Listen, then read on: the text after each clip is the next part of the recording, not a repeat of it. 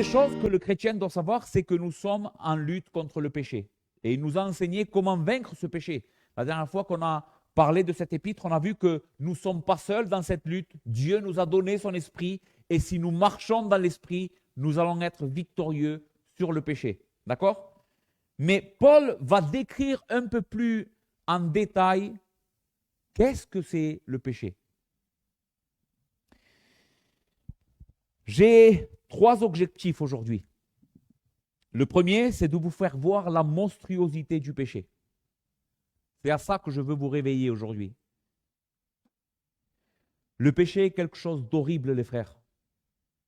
Et malheureusement, on vit dans un monde et dans un corps aussi où le péché habite encore, et on a tendance à minimiser le péché, à le rendre plus doux, esthétiquement, à le rhabiller de moralité, de dire, bon, c'est pas si grave ce péché, mais que dit la Bible au sujet du péché? Donc, je veux vous réveiller à la réalité de la monstruosité du péché et vous faire voir comment Dieu, pas comment nous, mais comment Dieu voit nos péchés. Comment est-ce qu'il les voit? Pour que, à notre tour, nous, le peuple de Dieu, nous puissions haïr le péché comme Dieu le haït. Si Dieu nous montre ce matin comment le péché est horrible, ce que nous allons faire, si nous avons l'Esprit de Dieu, c'est que nous allons le détester, comme Dieu le déteste. La deuxième chose, mon deuxième objectif, c'est de vous voir et de vous faire voir l'exaltation de Christ. Je veux exalter Christ devant vos yeux en vous montrant de quel péché Jésus nous a sauvés. Si nous voyons la monstruosité du péché et que nous comprenons que Jésus nous a sauvés de ça, alors Christ dans nos cœurs va être exalté. On va le louer, on va dire merci Seigneur parce que tu m'as sauvé de ce monstre. Et la troisième et dernière chose que je veux faire, c'est avertir ceux qui vivent dans le péché. Les avertir que le péché va les conduire à la ruine. Est en train de ruiner leur vie, mais va les conduire à la ruine éternelle. D'accord? Verset 19, Paul commence en disant ces mots, « Or les œuvres de la chair sont évidentes. » Ici, Paul est en train de dire que le péché est quelque chose qui se voit de manière évidente. On ne peut pas se tromper soi-même. Et je sais de quoi je parle parce que je vis avec l'humanité que vous partagez avec moi, une humanité qui a été corrompue par le péché, bien que nous soyons sauvés, que maintenant nous avons l'Esprit de Dieu, mais le péché habite encore en nous. Et j'ai vécu une vie avant ma conversion. Je sais qu'est-ce que c'est être un pécheur. Sans Christ. Et nous savons qu'est-ce que c'est le péché. Les œuvres de la chair sont évidentes, en contraste avec ce que Paul vient de dire juste avant. Il dit, marchez dans l'esprit et vous n'accomplirez pas les désirs de la chair, car la chair a des désirs contraires à ceux de l'esprit, et l'esprit a des contraires à ceux de la chair. Ils s'opposent entre eux, afin que vous ne fassiez point ce que vous voudriez. Et là, il dit, or, les œuvres de la chair, je veux vous faire voir contre quoi vous devez vous garder, sont évidentes. Maintenant, qu'est-ce qu'est la chair dans notre passage? J'en ai beaucoup parlé durant cette exposition de cet épître, mais la chair ici, c'est l'homme corrompu, l'humanité déchue, la nature non simplement physique, mais la nature spirituelle et morale que nous avons héritée de nos premiers parents Adam et Ève. Par nature, nous possédons tous cette chair. Ok, mais que dit Jésus de cette chair? Parce qu'on a tendance à croire que le péché est quelque chose qui est plus extérieur à nous qu'en nous. N'est-ce pas? Quand on parle, on pense au péché, c'est comme automatique chez nous, on pense aux autres, les péchés des autres, et on pense aussi au monde qui nous entoure, au péché qu'il y a dans le monde. Maintenant, que dit la Bible et que dit Jésus spécialement en ce qui concerne la chair? Jésus nous dit que le péché n'est pas premièrement quelque chose qui est à l'extérieur, mais quelque chose qui est en nous. La source du péché, d'où jaillit tout le péché, tout le mal, frères et sœurs et amis, est dans chacun de nous au plus profond de notre nature. Écoutez ce que Jésus dira dans Marc 7, versets 18 à 23. Il leur dit, vous aussi êtes-vous donc sans intelligence, il parle à ses disciples, ne comprenez-vous pas que rien de ce qui est du dehors entre dans l'homme et peut le souiller? Il n'y a rien qui est dehors qui peut nous souiller. Et écoutez ce que Jésus dit, car cela n'entre pas dans son cœur, mais dans son ventre, puis s'en va dans un lieu secret pour purifier les aliments. Il dit encore, ce qui sort de l'homme, c'est ce qui souille l'homme, car c'est du dedans, c'est du cœur des hommes que sortent les mauvaises pensées, les adultères, les débauches, les meurtres, les vols, les cupidités, les méchancetés, la fraude, le dérèglement, les regards envieux, la calomnie, l'orgueil, la folie. Toutes ces choses mauvaises sortent du dedans et souillent l'homme.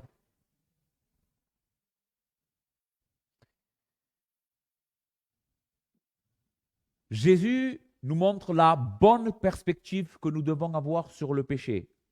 Le péché n'est pas quelque chose qui concerne les autres, c'est quelque chose qui nous concerne nous, qui te concerne toi aujourd'hui de manière spéciale. Tous, nous ne sommes pas concernés par le même degré des péchés qu'on va voir aujourd'hui. On va voir une liste de péchés aujourd'hui, et peut-être que toi, tu n'es pas concerné par cette lutte contre ce péché spécifique.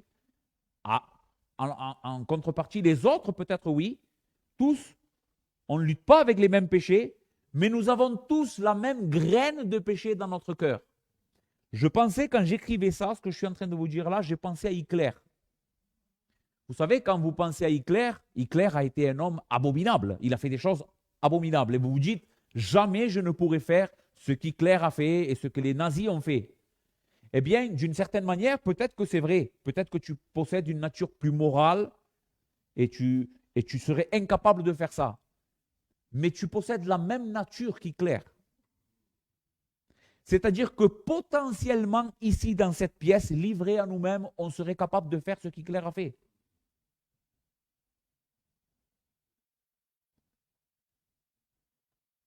Nous possédons tous le même péché. Nous devons être sauvés tous du même péché. Cette source qui jaillit dans nos cœurs et qui produit tous ces péchés horribles est dans chacun d'entre nous.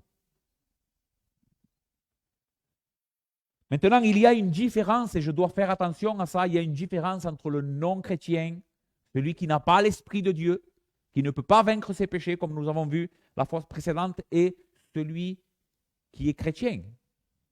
Le non-chrétien est livré à lui-même face à cet ennemi. Le non-chrétien est esclave du péché. Il ne peut pas faire autre chose que ce que le péché lui dicte. Le non-chrétien n'a aucune chance contre le péché. Non simplement le péché le domine, mais le péché est ce qu'il aime. Son cœur aime le péché. Le chrétien, non. Le chrétien, même si le péché habite encore en lui, il n'est pas parfait et on ne le saura jamais jusqu'à ce que Christ revienne. Mais le péché maintenant n'est plus notre roi. Maintenant, notre roi, c'est Christ. Notre désir maintenant, c'est plus la saleté du péché, mais c'est la sanctification et la pureté que Dieu nous commande dans sa parole. Nous aimons la sainteté, nous aimons la vérité, nous aimons ces choses. Il y a eu un changement de cœur et un changement de loyauté en ce qui concerne le péché. Donc il y a une énorme différence, un monde de différence entre un non-chrétien face au péché et un chrétien face au péché. D'accord? Ok. Maintenant, Paul dit, les œuvres de la chair sont évidentes. Frères et sœurs, tu ne peux pas te tromper. Aujourd'hui, devant vos yeux, au travers de ce passage, va d'une certaine manière ouvrir le péché devant nous. Vous savez qu'est-ce que je veux faire aujourd'hui, au travers de la parole de Dieu? C'est démasquer le péché. Il va être démasqué aujourd'hui. Vous allez voir s'il y a du péché dans vos vies. Vous allez savoir, si je fais bien mon travail aujourd'hui, vous allez savoir contre quoi vous devez vous battre. Donc, le Seigneur va dévoiler le péché. Donc, soyez très attentifs. Pourquoi? Parce que Dieu veut vous aider. Dieu ne veut pas vous condamner. Dieu ne veut pas vous rabaisser. Dieu ne veut pas vous démoraliser, vous enlever l'espoir. C'est tout le contraire que Dieu veut faire. En mettant le doigt sur ce qui fait mal, Dieu veut vous montrer là où il y a besoin de travail. Vous savez, que penserez-vous d'un docteur auquel un homme va le voir parce qu'il a un cancer et que ce docteur, parce qu'il ne veut pas lui faire du mal moralement, va dire à l'homme, non, tout va bien, vous pouvez continuer à vivre votre vie. Qu'est-ce que vous penseriez de ce docteur, vous? Vous diriez, c'est un très mauvais docteur. Parce qu'un docteur, quand on est malade, même si des fois cette maladie, pour nous l'annoncer, est dure, mais on en a besoin.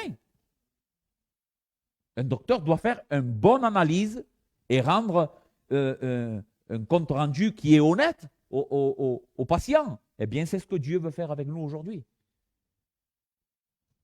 OK. Que produit la chair, notre nature pécheresse?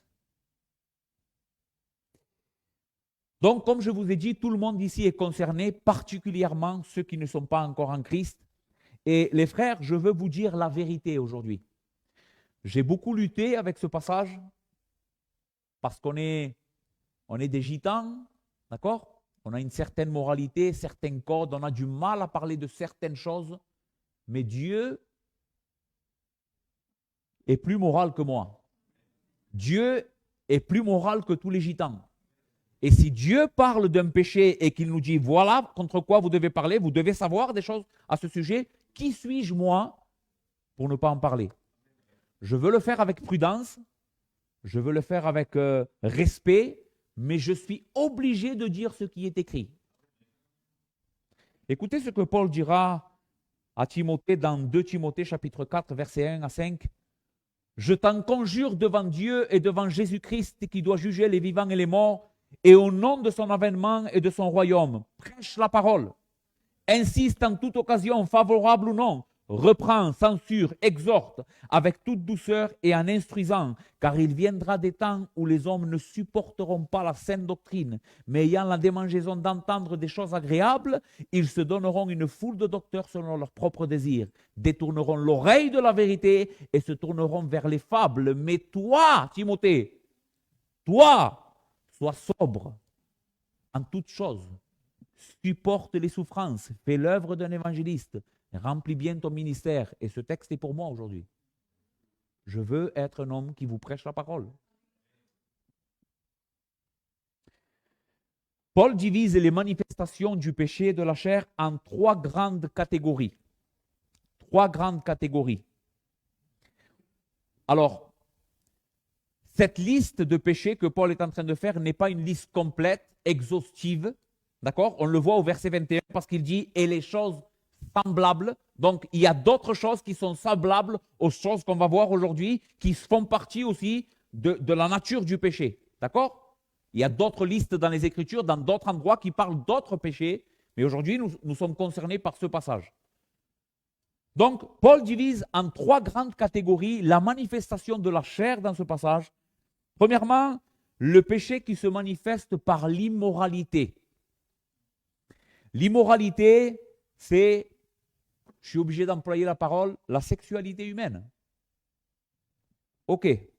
Le péché qui se manifeste par de faux religions ou par la spiritualité. Deuxième catégorie de péché, le péché qui se manifeste par de fausses religions ou une fausse spiritualité. Troisième catégorie, le péché qui affecte nos relations humaines. Donc, commençons par les péchés qui concernent l'immoralité. Verset 19. Or, les œuvres de la chair sont évidentes, ce sont la débauche, l'impureté et le dérèglement, Paul emploie ici trois mots qui dénoncent le péché de l'immoralité ou de l'impudicité. Le premier mot est débauche, en grec porneia, qui fait référence à impudicité, infidélité, prostitution. C'est ce que veut dire ce mot. Être adultère, fornication, homosexualité. Ce mot est employé par Paul pour dénoncer ce type de péché. Écoutez comment Paul l'emploiera dans 1 Corinthiens chapitre 5 versets 1 à 2.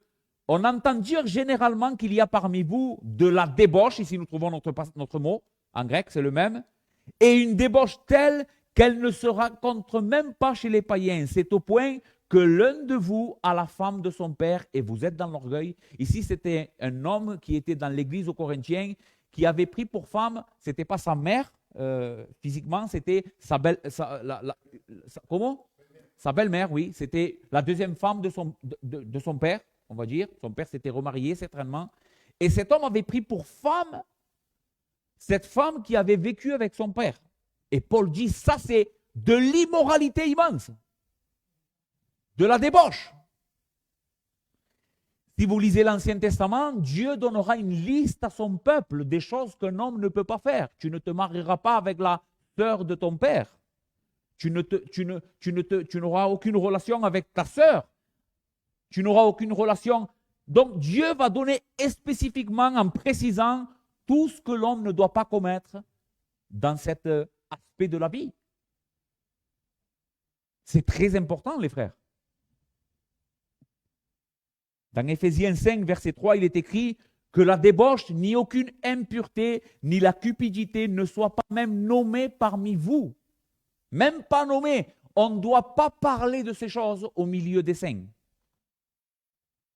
Qu'on n'entende ni paroles grossières, ni propos insensés, ni équivoques, choses qui sont contraires à la bienséance. Même rigoler avec ces choses. Vous savez, il y a, en français, on dit ça, des blagues grossières.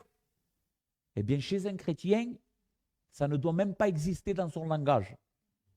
Il ne doit même pas se réjouir de ça. Quand il entend ses collègues de travail, par exemple, qui ont un langage grossier, ça arrive ça? Eh bien, un chrétien, normalement, devrait détourner l'oreille. Et ses amis devraient savoir que ce type de conversation ne lui plaise pas. C'est sûr qu'on ne peut pas se séparer du monde. Paul le dit. Je ne vous dis pas de vous séparer complètement du monde et de vivre dans une montagne. Mais le monde doit savoir qu'on est différent. Qu'on n'a pas les mêmes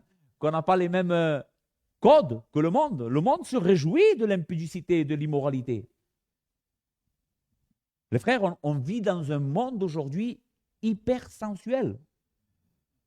Tu n'as qu'à regarder un peu la télé et tu vas te rendre compte, même si tu ne regardes pas un programme mauvais, tu regardes la télé simplement, regarde les pubs, les publicités. Pour vendre une voiture, tu verras toujours une femme ou un homme dénudé. Pourquoi? Pourquoi, à ton avis? Parce que ce monde est plongé dans l'immoralité et la débauche. Il est plongé dans ça et il veut nous inculquer, il veut inculquer aux hommes que la débauche et l'immoralité est quelque chose de normal. Mais Dieu nous dit dans ce passage aujourd'hui, ce n'est pas normal. Ce n'est pas ce que moi j'ai prévu pour l'humanité.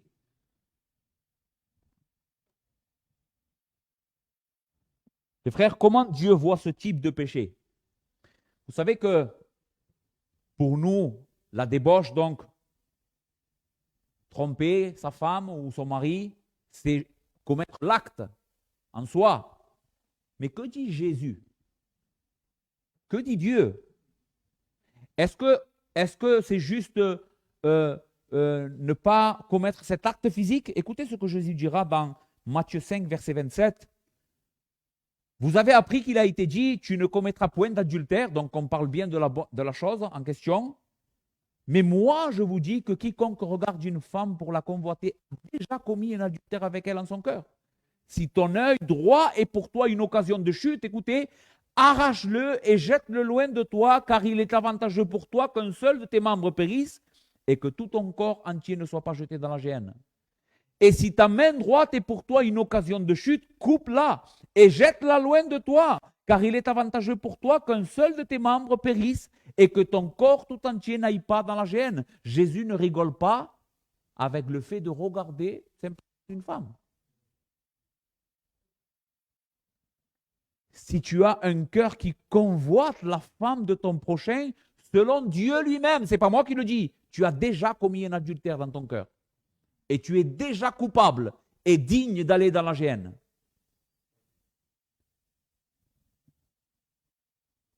Ce péché est grave, très grave. Il déshonore Dieu, il déshonore l'humanité, il déshonore notre prochain. Sais-tu que quand tu regardes une femme, cette femme a un mari, ou si cette femme n'est pas encore mariée, elle a un papa? Tu le sais ça? Toi, tu la regardes avec des yeux qui la convoitent? Mais comment penses-tu que son mari ou son papa penserait de ces pensées que tu as dans ton cœur et dans ta tête? Tu vois comme tu es en train de faire du mal? Et tu es en train de la déshonorer elle aussi? Ou lui? Parce que ça peut arriver aussi pour les femmes.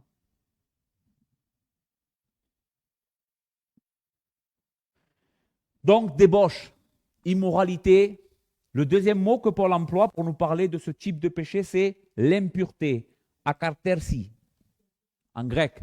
Vous savez ce que veut dire ce mot, littéralement, sale?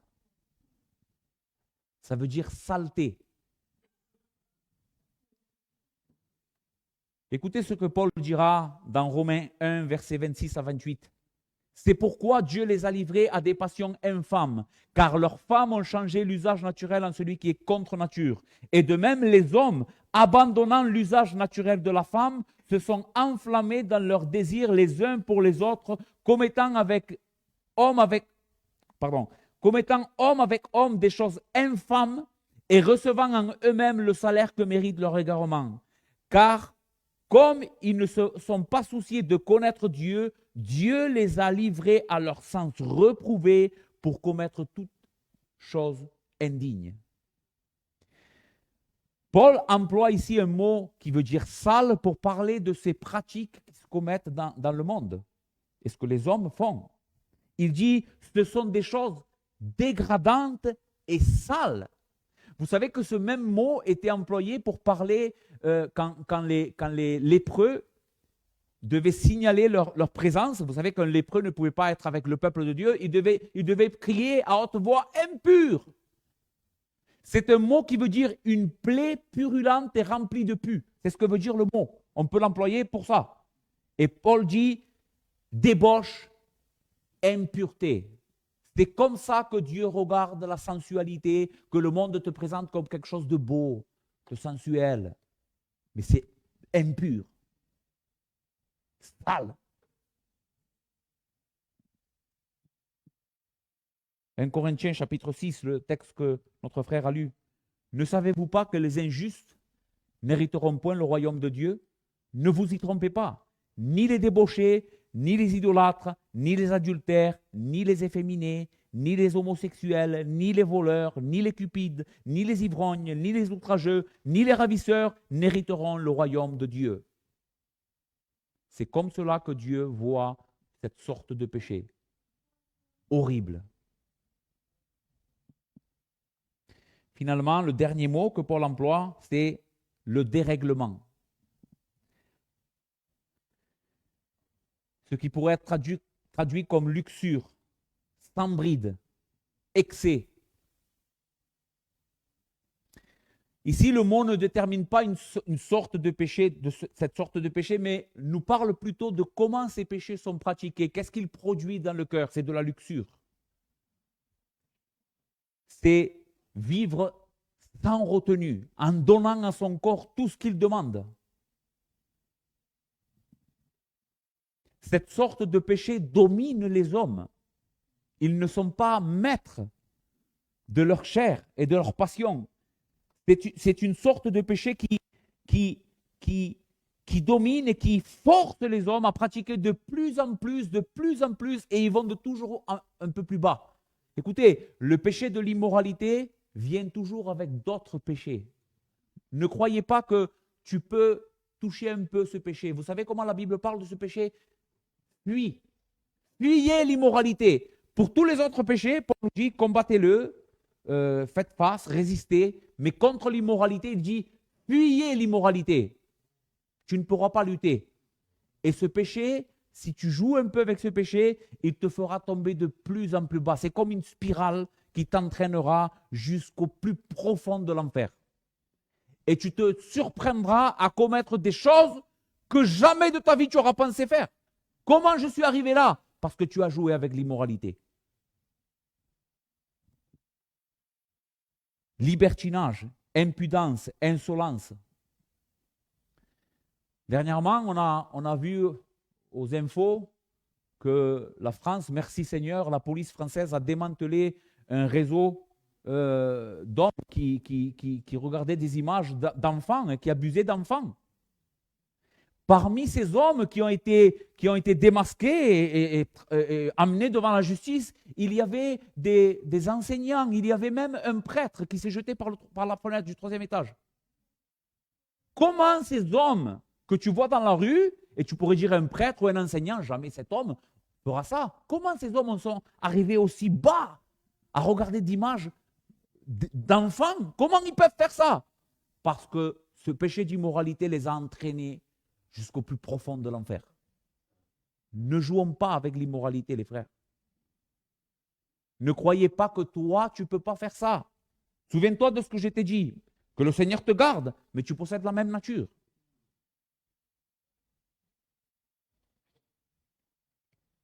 Donc, de quoi devons-nous nous tenir en garde? L'immoralité, la débauche. Écoutez Jésus, si ton œil est pour toi une occasion de chute, arrache-le. Aussi radical que cela, on doit être avec ce type de péché. Tu ne peux pas jouer. Si tu joues, écoute bien, si tu joues avec ce type de péché, tu vas en souffrir gravement les conséquences. Si ton œil est pour toi une occasion de chute, arrache-le. Si ton bras droit est une occasion de chute, arrache-le. Vaut mieux que tu sois manchot ou borgne que d'aller en enfer, tout entier. Deuxièmement, le péché qui se manifeste par de fausses religions ou une fausse spiritualité. Paul dit, car les œuvres de la chair sont évidentes, ce sont la débauche, l'impureté, etc., l'idolâtrie, la magie. C'est une deuxième sphère où nous voyons le péché de l'humain se manifester. La première sphère, et ça, je ne sais pas pourquoi c'est comme ça, mais c'est comme ça même dans toutes les listes quasiment de la Bible, même Jésus le dit, c'est l'immoralité. C'est comme ça que le péché se manifeste en premier lieu. Mais ensuite, en deuxième, nous avons l'idolâtrie et la magie. Et je pense de tout mon cœur que ces deux péchés sont très liés. OK. Qu'est-ce que c'est l'idolâtrie et la magie dans notre passage? Eh bien, c'est se détourner de Dieu pour adorer autre chose. Et ici, tu me diras, oui, mais ça concerne, Joséito, les gens de l'Antiquité qui adoraient des faux dieux, qui adoraient des statues. Moi, je ne suis pas concerné. Peut-être que c'est vrai que tu n'es pas concerné parce que tu n'adores pas une vierge ou tu ne prosternes pas devant une statue, mais ne crois pas que l'idolâtrie n'a rien à voir avec toi aujourd'hui. Qu'est-ce que c'est une idole? C'est tout ce qui remplace Dieu dans ton cœur. Écoute, dis-moi ce qui te rend heureux et je te dirai qu'est-ce que c'est ton idole.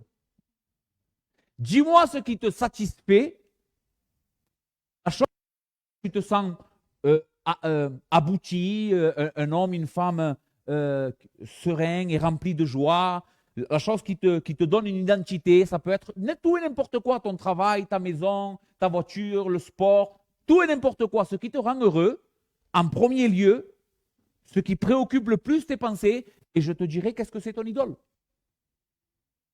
Parce que si ce n'est pas Christ, Je ne suis pas en train de dire ici qu'on ne doit pas avoir de maison, qu'on ne doit pas avoir un bon travail, qu'on ne doit pas avoir de l'ambition pour faire du sport, garder la forme. Toutes ces choses sont très bonnes, très correctes et vous devez les faire.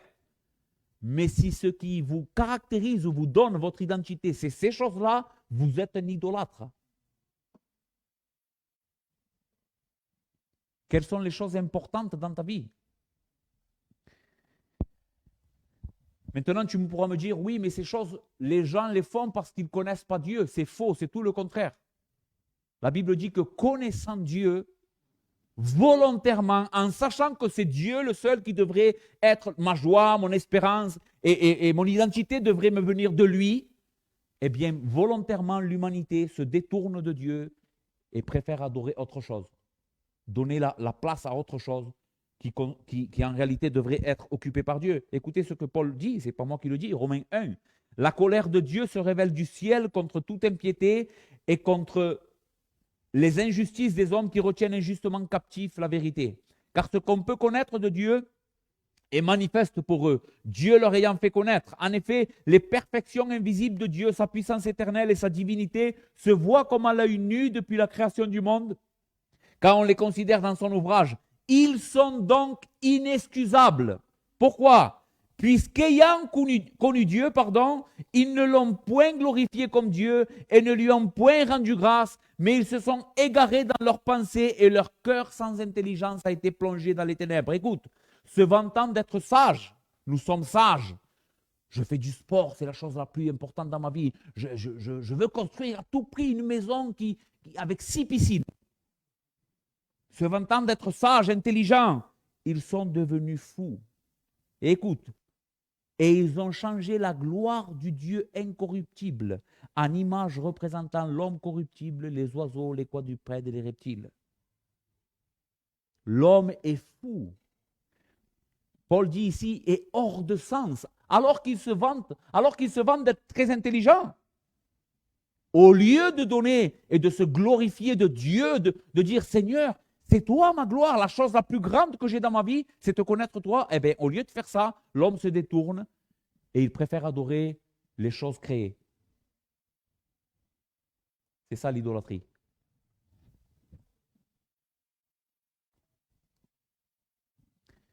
Et le péché se manifeste comme ça.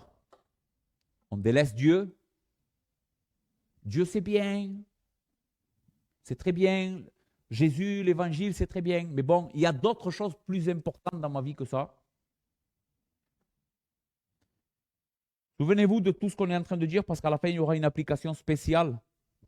D'accord? Mais Paul dit aussi la magie. Qu'est-ce que c'est la magie dans notre passage? Et cette parole est vraiment très intéressante. Ça m'a surpris même. Elle veut dire sorcellerie, communication avec les démons, état second. Alors pourquoi état second? Parce que quand vous regardez cette parole que Paul emploie dans le texte ici en grec, c'est un mot d'où vient la parole pharmacie ou médicament. Et vous vous dites pourquoi ce mot est employé par Paul pour nous parler de la magie. Vous savez pourquoi? Parce qu'à l'époque de Paul, la magie noire se pratiquait, même aujourd'hui, sous des drogues.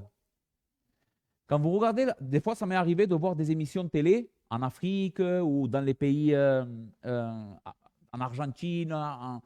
Il y a plein de pays comme ça qui pratiquent une magie noire un peu. Et vous savez ce que font les gens? Ils prennent des fortes drogues pour être dans un état second et avoir des contacts avec l'au-delà.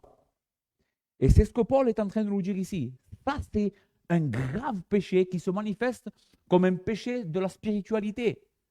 Les hommes pensent avoir une spiritualité quand ils se vouent à l'adoration des démons et au contact des chamans, des voyants, du nouvel âge,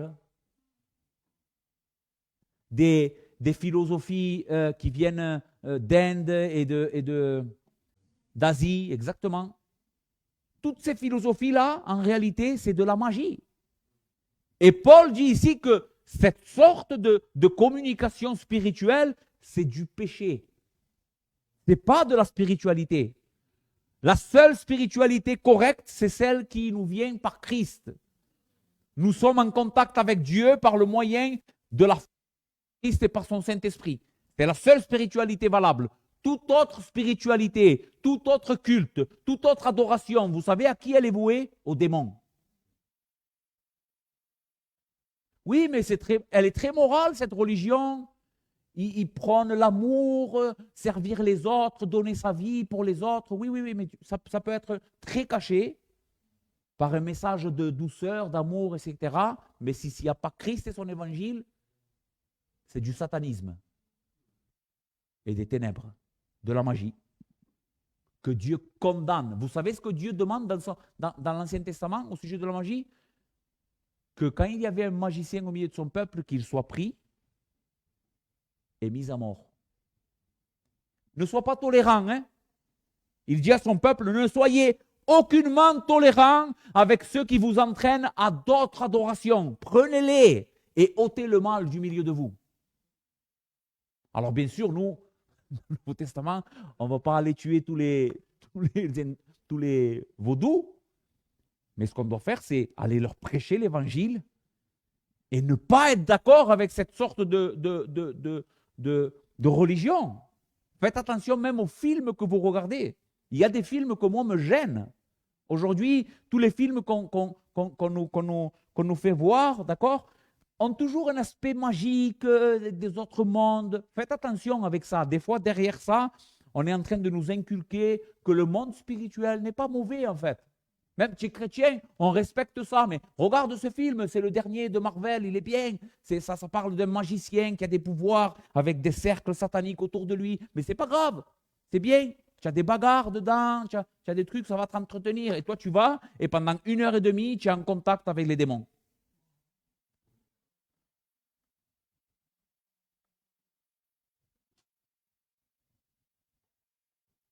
Finalement, le péché se manifeste par nos relations. Le péché se manifeste, et ici, je pense que c'est la partie la plus pratique pour nous. Le péché se manifeste par nos relations humaines. Paul dit, les rivalités, les querelles, les jalousies, les animosités, les disputes, les divisions, les sectes, l'envie, l'ivrognerie, l'excès de table. Les rivalités et les querelles, manifestation de la nature du péché. Rivalité, avoir un cœur qui est toujours en opposition aux autres, qui s'oppose aux autres. C'est un cœur qui n'est jamais satisfait. Un cœur qui cherche toujours querelle. Vous connaissez des personnes comme ça? J'en connais, moi, dans mon entourage. Elles ne sont jamais contentes. Peu importe ce qu'ils vivent, qu'il leur arrive des choses bien ou des choses moins bien, elles se nourrissent. Ces personnes-là, on dirait que pour vivre, elles ont besoin d'être en conflit avec quelqu'un. Quand elles résolvent un problème avec quelqu'un, ça y est, ce problème est réglé. 2 jours après, elles ont un problème avec un autre. Qu'est-ce que c'est? C'est le péché, les frères. C'est le péché, rivalité, querelle. Éphésiens 2. Car il est notre paix, lui qui des deux n'en a fait qu'un, et qui a renversé le mur de séparation, l'inimitié, ayant anéanti par sa chair la loi des ordonnances dans ses prescriptions, afin de créer en lui-même avec les deux un seul homme nouveau en établissant la paix. Écoutez bien, et les a réconciliés les uns les autres en un seul corps avec Dieu par la croix, en détruisant par elle l'inimitié. Le texte d'Éphésiens est en train de nous dire que Christ, une des choses que Christ a fait dans son œuvre de salut, vous savez ce que c'est? C'est qu'il a renversé les murs qui nous séparaient les uns des autres. Cette inimitié, cette hostilité qu'on avait les uns envers les autres. Je me souviens, moi je me souviens de moi, je n'arrivais pas à aimer quelqu'un qui n'était pas de ma famille. Je le traitais, lui, je pouvais faire bonne figure devant lui, mais après, j'étais quelqu'un de méchant. Je n'arrivais pas à aimer les autres. Mais Christ a renversé ce mur d'inimitié et maintenant, les différences, on les accepte. Il est différent de moi. Très bien. Gloire à Dieu. C'est bien qu'il y ait de la différence. Et je dois aimer les autres. Jalousie. Qu'est-ce que c'est? Un homme jaloux ou une femme jaloux? Alors, je pensais à jalouser et à donner bien sûr l'exemple entre un homme s'il est jaloux de sa femme. Mais je pense que ce type de jalousie, d'accord, si un homme est jaloux de sa femme, c'est pas ce que exactement, bien sûr que ça rentre dans la parole, jalousie, mais ce n'est pas exactement ce que Paul est en train d'écrire ici. Parce qu'un homme qui est jaloux ou qui est un peu possessif de sa femme, je ne veux pas dire que c'est normal, mais c'est une preuve d'amour aussi. Avec un certain degré, bien sûr. Il ne faut pas que ça devienne du péché. Mais un homme a quand même de la dignité, donc il veut garder sa femme de tout autre regard, et c'est un peu normal. Maintenant, ce que Paul est en train de décrire ici, dans le texte, cette sorte de jalousie, c'est quelqu'un qui convoite tout le temps ce que l'autre a et qui n'est pas content parce que lui ne l'a pas. C'est ça la. C'est par exemple, si Elsanti demain il s'achète une belle voiture, être jaloux, c'est ça. Elsanti s'achète une belle voiture, au lieu de me réjouir et de dire ah, c'est bien, mon beau-frère s'est acheté une voiture neuve, trop belle, eh bien, dans mon cœur, il va y avoir du mécontentement. Et je vais dire pourquoi c'est lui qui l'a et c'est pas moi qui l'a. Il ne mérite pas ça, lui. Il ne devrait pas l'avoir. C'est moi qui devrais l'avoir. Et ça, c'est de la jalousie. C'est ce type-là de jalousie que Paul est en train de dénoncer. Un cœur mécontent, méchant, qui n'est jamais content pour les autres, qui désire tout le temps les choses pour soi-même, égocentrique, centré sur lui-même. Animosité, quelqu'un d'hostile, dispute, division, secte. Tous ces mots décrivent ici un esprit de parti, de sectarisme. C'est du péché, les frères.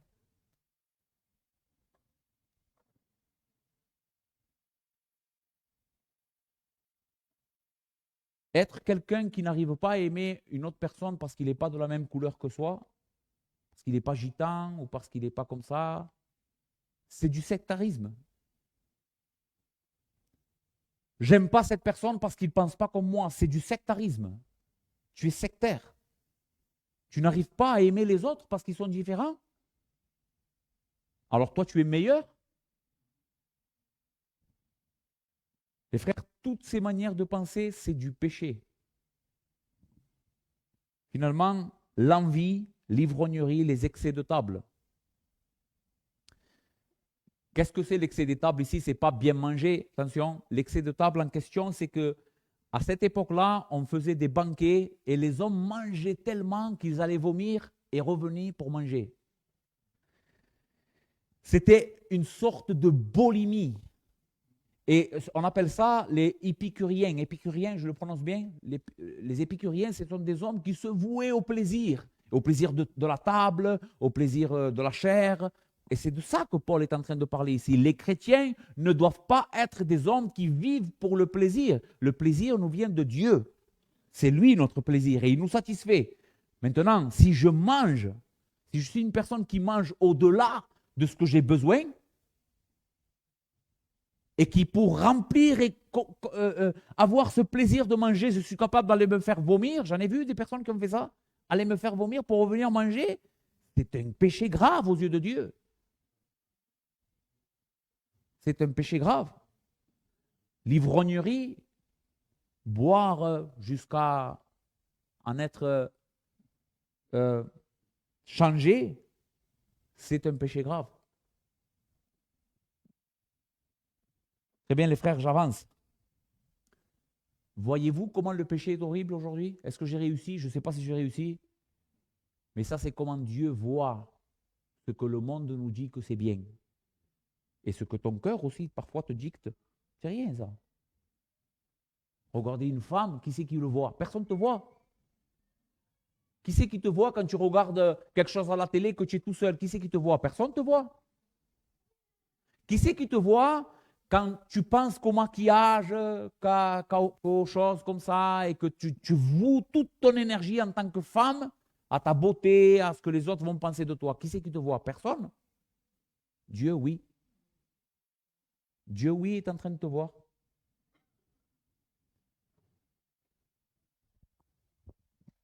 Ce qui nous amène à notre point suivant, les frères. Voici de quoi Christ nous a sauvés. Imaginez-vous la misère dans laquelle on serait. Toi qui es chrétien aujourd'hui, écoute, imagine-toi dans quelle misère morale et spirituelle tu te trouverais si Christ dans sa grâce ne serait pas venu pour te tirer de ce péché. Tu t'imagines? Christ est mort. Écoute, Christ est mort pour des hommes et des femmes qui étaient sous ce péché. Il est mort. Romains 5. Car lorsque nous étions encore sans force, Christ au temps marqué est mort pour des impies. C'est le sort d'hommes et de femmes que je viens de décrire. À peine mourrait-on pour un juste. Quelqu'un peut-être mourrait pour un homme de bien. Mais Dieu prouve son amour envers nous, en ce que lorsque nous étions encore pécheurs, Christ est mort pour nous. À plus forte raison donc, maintenant que nous sommes justifiés par son sang, serons-nous sauvés par lui de la colère? Car si lorsque nous étions ennemis, nous avons été réconciliés avec Dieu par la mort de son Fils, à plus forte raison, étant réconciliés, serons-nous sauvés par sa vie. Christ est mort pour des impies. Et c'est là le grand évangile, le grand amour de Dieu. Dieu aurait pu nous laisser mourir dans cette désobéissance et nous jeter tous en enfer. Mais dans son grand amour et miséricorde, il a décidé de faire grâce. Et comment il a fait grâce? En envoyant son Fils pour mourir à notre place. Vous vous imaginez? Et Paul dit ici, il n'a pas fait ça quand on cherchait Dieu, quand on était des hommes bien, quand on a dit, bon, je vais arrêter de vivre comme un pécheur et je vais commencer à chercher Dieu. Non, il dit, quand nous vivions comme ça, lorsque nous pratiquions ça, lorsque ma vie était ça, un pécheur, Christ est mort pour moi. À plus forte raison, si Dieu m'a sauvé quand je ne le cherchais pas, quand je vivais dans le péché, à plus forte raison, est-ce qu'il ne va pas me sauver maintenant que j'ai été justifié, que j'ai été lavé, que j'ai été sanctifié? Bien sûr que oui, pour que toute la gloire lui revienne à lui. Pour qu'aucun de nous ici aujourd'hui puisse dire, oui, mais moi, je ne commettais pas ce péché-là. J'étais une femme honnête, une femme qui ne trompait pas son mari. Oui, mais tous les autres péchés que tu as commis dans ta vie, et tout l'orgueil que tu as eu, et toute la méchanceté que tu as eu, et toutes les mauvaises paroles qui sont sorties de ta bouche, qui les a payés, ces péchés? Si tu es en Christ, c'est lui. Il a porté ton iniquité et il en a été châtié à ta place. Que son nom soit glorifié aujourd'hui. Que son nom soit béni. Heureusement qu'il est venu. La mort de Jésus et l'œuvre du salut nous libèrent de la puissance du péché. Écoutez ce que Paul dira. Ne savez-vous pas que les injustes n'hériteront point le royaume de Dieu? Ne vous y trompez pas, ni les débauchés, ni les idolâtres, ni les adultères, ni les cupides, ni les ivrognes, ni les outrageux, ni les ravisseurs n'hériteront le royaume de Dieu. Et c'est là ce que vous étiez, quelques-uns d'entre vous. Mais vous avez été lavés. Mais vous avez été sanctifiés. Mais vous avez été justifiés au nom du Seigneur Jésus-Christ et par l'Esprit de notre Dieu. Nous étions ça, les frères. N'oublie jamais cette réalité. Tout ce qu'on a décrit tout à l'heure, c'était toi. C'était moi. Nous étions des hommes, des femmes qui étions morts dans nos péchés, mais nous avons été lavés. Mais nous avons été justifiés, nous avons été sanctifiés par le sang de notre Seigneur et par le nom de notre Seigneur Tout-Puissant. Il nous a sauvés du péché.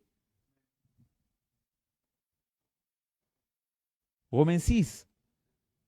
Sachant que Christ ressuscité des morts ne meurt plus, la mort n'a plus de pouvoir sur lui, car il est mort et c'est pour le péché qu'il est mort une fois pour toutes.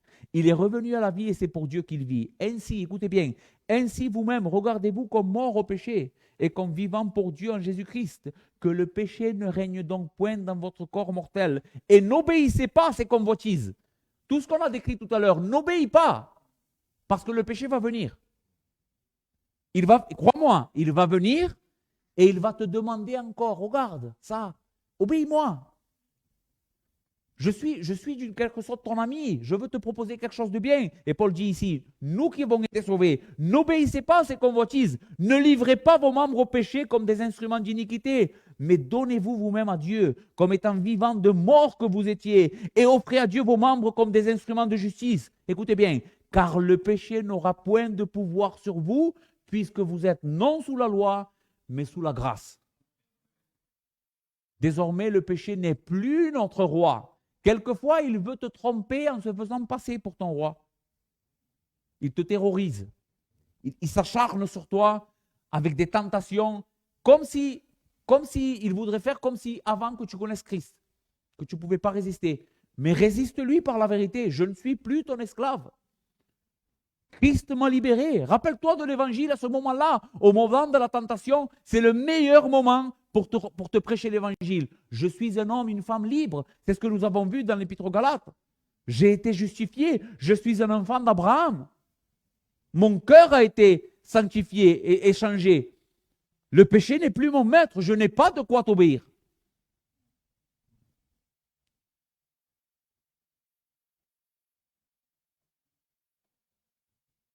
Les frères, si cela est vrai, si Jésus nous a libérés du péché, alors pour le chrétien, le péché n'est plus son maître. Il est toujours présent, c'est vrai, mais il lutte désormais contre lui. Quelquefois, il va te faire trébucher. Je ne veux pas te vendre ici quelque chose qui est faux. Je ne vais pas te dire aujourd'hui, tu ne vas plus pécher jamais, parce que ça serait mentir. Tu vas pécher. Crois-moi. Tu vas pécher, je vais pécher, on va tous pécher jusqu'à ce que Christ revienne. Mais désormais, le péché n'est plus notre maître. On lutte contre lui. On se bat contre le péché. Quand il nous fait tomber, la Bible dit, le juste, 7 fois le juste y tombe et 7 fois l'Éternel le relève. Ou 70 fois, je ne me souviens plus. Vous voyez? 7 fois? 7 fois le juste tombe et 7 fois Dieu le relève, en sachant que le 7, c'est le chiffre de la perfection. Ça veut dire autant de fois que le juste va tomber, il ne restera pas dans le péché. Parce que le péché n'est plus son roi. Il se relève. Et c'est qui le relève? C'est même pas lui tout seul qui se relève. C'est l'Éternel qui le relève. Parce que le Seigneur ne permettra pas qu'un de ses enfants périsse sous le péché. Les frères, je finis.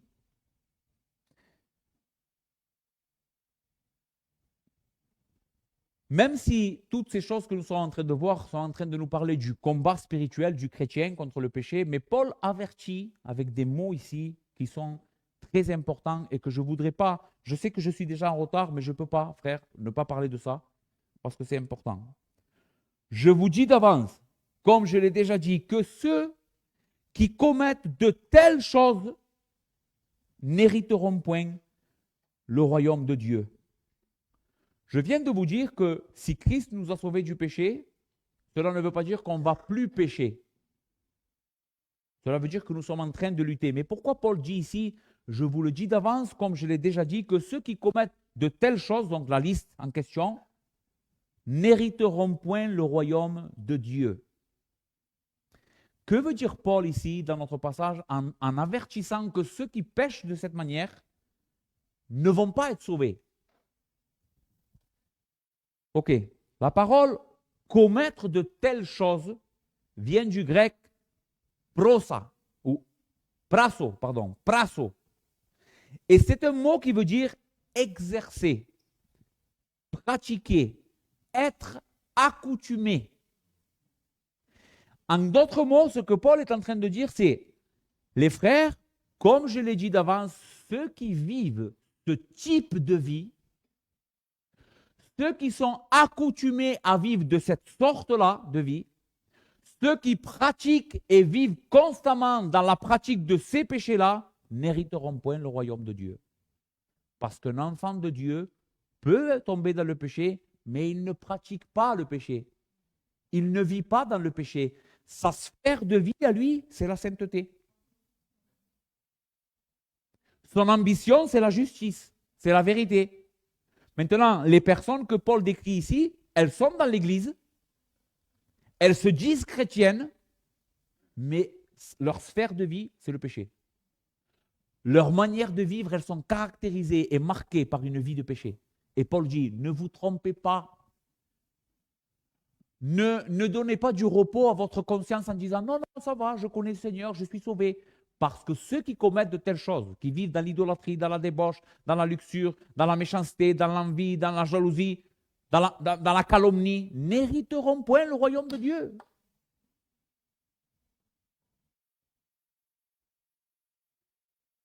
Je le dis, mon dernier passage, les frères, et ensuite nous prierons. Écoutez ce que Jean dit dans sa première épître, chapitre 3, à ce sujet. Bien-aimés, nous sommes maintenant enfants de Dieu et ce que nous serons n'a pas encore été manifesté. Mais nous savons que lorsque cela sera manifesté, nous serons semblables à lui parce que nous le verrons tel qu'il est. Quiconque a cette espérance en lui se purifie comme lui-même est pur. Il est en train de dire, on n'est pas encore tout ce qu'on doit être. On est des enfants de Dieu, mais ce n'est pas encore parfait. Quand ça va être parfait? Quand lui paraîtra. Quand lui va venir, alors ce que je suis vraiment au plus profond de mon être, ce que Dieu a fait en changeant ma nature, va se voir devant tout le monde. La Bible dit qu'on va être glorifié. On va être glorifié, les frères. On va briller de gloire et de splendeur. Ça va être un truc extraordinaire. Plus de péché à ce moment-là. Mais jusqu'à ce que Christ revienne, tu n'es pas ça. Ça ne se voit pas encore. Il y a des aspects dans ta vie où ça se voit, heureusement, mais il y en a d'autres où ça se voit moins. Mais écoutez ce qu'il dit. Quiconque a cette espérance, quiconque sait et attend le retour de Christ, se purifie, comme lui-même est pur. Celui qui vraiment a été sauvé, qu'est-ce qu'il fait? Il s'efforce pour vivre une vie de pureté. Maintenant, écoutez. Quiconque pêche, verset 4, transgresse la loi et le péché est la transgression de la loi. Or, vous le savez, Jésus a paru pour ôter le péché. Et il n'y a point de péché en lui. Quiconque demeure en lui, écoutez bien, ne pêche point. Quiconque pêche ne l'a pas vu et ne l'a pas connu. Petit enfant, que personne ne vous séduise. Celui qui pratique la justice est juste, comme lui-même est juste. Celui qui pêche est du diable, car le diable pêche dès le commencement. Le Fils de Dieu apparut afin de détruire les œuvres du diable. Quiconque est né de Dieu ne pratique pas le péché. Ici, nous retrouvons la même idée que dans notre passage. Quiconque est né de Dieu ne vit pas une vie caractérisée par le péché. Il y a du péché dans sa vie, oui, mais est-ce que c'est quelqu'un qui pratique le péché? Non. Quiconque est né de Dieu ne pratique pas le péché parce que la semence de Dieu demeure en lui et il ne peut pécher. Ici, il ne peut pécher, c'est-à-dire il ne peut continuer à vivre dans cette pratique du péché parce qu'il est né de Dieu. C'est par là que se font connaître les enfants de Dieu et les enfants du diable. Quiconque ne pratique pas la justice n'est pas de Dieu, non plus celui qui n'aime pas son frère. Quiconque ne pratique pas la justice n'est pas de Dieu. Maintenant, ma question, et j'ai fini. Est-ce que tu t'efforces pour vivre une vie de sainteté et de justice, toi? Est-ce que tu es un homme, une femme qui lutte avec ta langue, qui lutte avec tes désirs, qui lutte avec tes ambitions, que tu veux faire passer le royaume de Dieu avant toute chose? Est-ce que tu aimes les frères? Jean dit ici, quiconque ne pratique pas la justice et n'aime pas son frère n'est pas de Dieu. Est-ce que tu aimes l'Église au point que l'Église est quelque chose d'important pour toi dans ta vie? Ce n'est pas de la méchanceté, les frères. Je vous dis la vérité aujourd'hui pour votre âme. Si ce n'est pas le cas, si tu n'es pas en train de trouver en toi ces caractéristiques, mon ami, repens-toi, tout simplement. Peut-être que tu t'es trompé. Ce n'est pas simplement comprendre, on l'a dit vendredi, ce n'est pas simplement comprendre la vérité, comprendre les doctrines, ça ne suffit pas. Il faut que tu voies dans ton cœur l'œuvre de Dieu qui a transformé ton cœur. Tu aimes les choses qu'avant tu n'aimais pas. Et tu détestes aujourd'hui les choses que le monde aime. Le péché qu'on a décrit, tu le détestes. Si ce n'est pas ça ta vie,